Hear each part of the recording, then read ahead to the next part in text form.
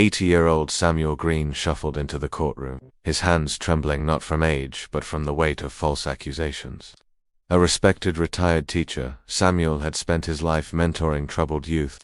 Now he was accused of theft and resisting arrest, charges placed by 2 white officers who insisted they had caught him red-handed. The courtroom atmosphere was thick with unease. Neighbors whispered that Samuel would never steal. Others shook their heads, convinced the system would crush him like it had so many others. The prosecutor painted Samuel as a bitter old man desperate for money. The cops, in polished uniforms, nodded along, their words smooth and rehearsed.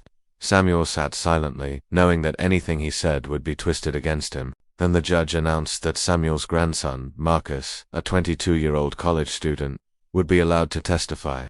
The officers exchanged smirks, confident the boy could do nothing to change the narrative. Marcus walked in carrying a battered laptop bag. He stood tall, his voice steady. "Your Honor," he began, "my grandfather didn't commit this crime, and I can prove it." The courtroom shifted with curiosity. Marcus connected his laptop to the projector. Grainy surveillance footage appeared, footage he had spent nights tracking down from a nearby store's security camera. It showed Samuel at a bus stop across town during the exact time the officers claimed he had stolen from a shop. Gasps filled the room.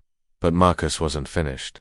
He clicked again, and an audio recording played. One of the officers bragging in a bar about teaching that old man a lesson, after Samuel had once reported them for harassing local teens. The judge's face hardened, the defense attorney for the officers stuttered, but the damage was done. The entire courtroom now saw the truth. The elderly man had been framed in retaliation. Samuel's eyes welled with tears as the judge declared all charges dropped. The officers were placed under immediate investigation.